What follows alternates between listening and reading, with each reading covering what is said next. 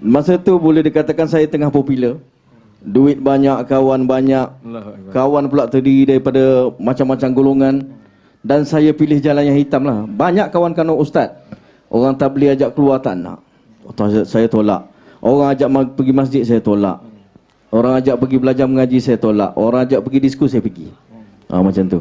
Sehingga bila kita dah terlalu seronok di dalam dunia kehitaman ni, kita susah nak tinggal. Sebab kita seronok kan. Siapa nak tinggal benda yang kita tengah seronok? Contohnya kita tengok wayang gambar lah. Cerita Hindustan, Kabi Kushi Kabi Gam. Kan? Tengah sedih-sedih, orang kata dah lah tutup TV. Nak tak kita tutup TV? Hindustan nangis Nangis. Dia macam tu lah contoh dia. Kita tengah seronok, orang ajak pergi nak tinggalkan benda seronok tu memang susah. Sehinggalah saya masuk penjara, Ustaz. 8 tahun saya kena duduk dalam penjara. Itu dalam baru istighfar baru nangis. Baru turning point dia datang situ. Tapi masa tu saya menyesal dah tak berguna dah. Walaupun saya merayu dengan pegawai penjara, saya merayu dengan hakim, saya merayu dengan polis untuk minta lepas lah. Nak kau tim sana, nak kau tim sini, tapi tak boleh, Ustaz.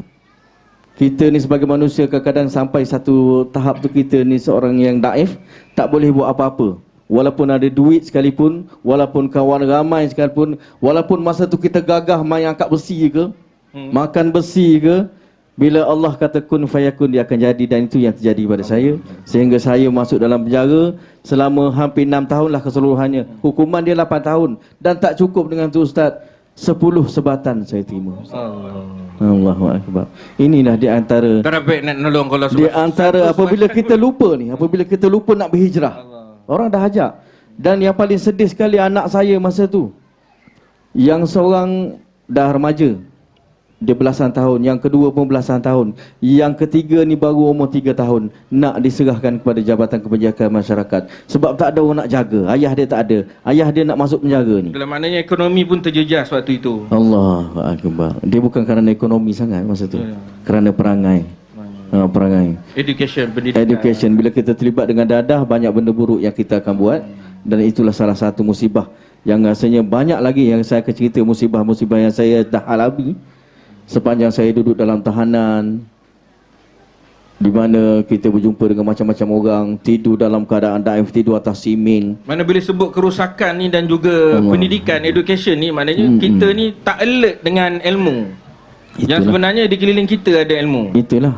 Kadang-kadang orang buat majlis macam ni, kita pergi tempat lain kan. Allahu Akbar. Jadi maknanya di dalam tu dapat banyak perkara yang manfaat terhadap kehidupan. Di masa tu bila Allah campakkan saya dalam penjara ni, saya rasa macam Allah dibenci sangat dengan saya, Ustaz, masa tu. Dia sebab ada satu ayat ni yang saya pernah dengar daripada tafsir, daripada ustaz-ustaz mengajar ni, apabila kita mati, Allah akan tanah akan bercakap dengan kita kan. Engkau lah manusia yang aku paling benci sekali. Betul? Pernah tanya Nasir Billah Khan ni. Yang tanah kubur. Dia lebih arif lah. Saya pernah terdengar lah tafsir orang mengajar, dia kata apabila orang yang jahil masuk dalam kubur, kubur akan himpit kita sehingga berceragah tulang rusuk. Dan dia akan berkata kepada kita, engkau lah yang paling kubenci. Saya rasa seolah-olah diri saya masa tu yang tanah benci, sehingga dia campakkan saya ke satu lembah yang sangat hina. Dan daripada situlah mula turning point. Saya rasa saya perlu berubah. Saya anggap apabila dah masuk penjara ni, kehidupan saya selama 20 tahun saya jadi penyanyi gagal. Saya rasa gagal segala-galanya. Gagal menjadi seorang bapa, gagal menjadi seorang penyanyi, gagal menjadi seorang manusia, dan gagal menjadi seorang Muslim. Daripada situ, yang asalnya siapa yang bagi semangat sebenarnya untuk hijrah tu? Dia sebenarnya benda tu datang sendirilah apabila saya dah kena tangkap dan masuk dalam penjara. Dalam penjara ni kehidupan dia susah. Sebab kita biasa senang kan duduk atas sofa. Dalam penjara tak ada sofa ni.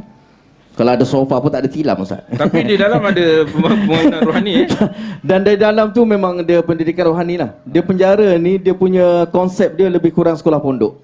Bagi orang Muslim, dia punya pembelajaran dia macam sekolah pondok lah jadual dia. Dia ambil daripada sekolah pondok. Dan bagi orang yang bukan Muslim, dia pendidikan moral.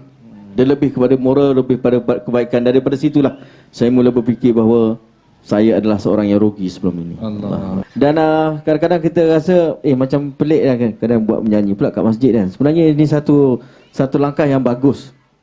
Sekurang-kurangnya orang yang tak pernah datang masjid, datang masjid, terpaksa datang. Dia mula-mula memang kena terpaksa. Macam saya masuk penjara dulu, terpaksa juga. Sebab dalam penjara, kalau tak semayang, kena denda. Apa denda dia? Tak boleh makan nasi. Dia tak bagi makan nasi. Dia kata kau tak sembahyang, semalam aku tengok kau tak sembahyang.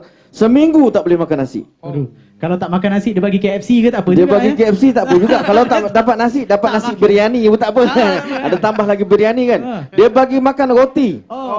Seminggu. Dia satu hari tu dia akan bagi satu roti yang gardenia tu, tapi gardenia bukan 7-Eleven punya. Gardenia penjara. Gardenia penjara ni kalau kita celup air pun keras lagi. Allahu Akbar. Itu kalau satu waktu tak sembahyang. Seminggu tak, dia tarik ration lah dia panggil. Dia tarik ration, dia denda kita tak boleh makan nasi, dia bagi roti dengan air pipe. Allahu Akbar. Dia bagi satu gayung, ini air kau ambil kat pipe. Itu. Jadi nak tak nak mula-mula kita terpaksa. Takut kena denda, takut kena makan roti. Tapi bila lama kelamaan datang ke satu kemanisan dan keseronokan. Macam tu juga program malam ni. Daripada orang tak pernah pakai kopiah malam ni, dia pakai kopiah.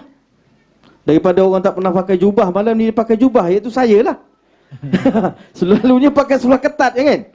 Tapi bila buat program kat masjid, kena pakai jubah. Takkan nak pakai seluar ketat. Betul tak akak?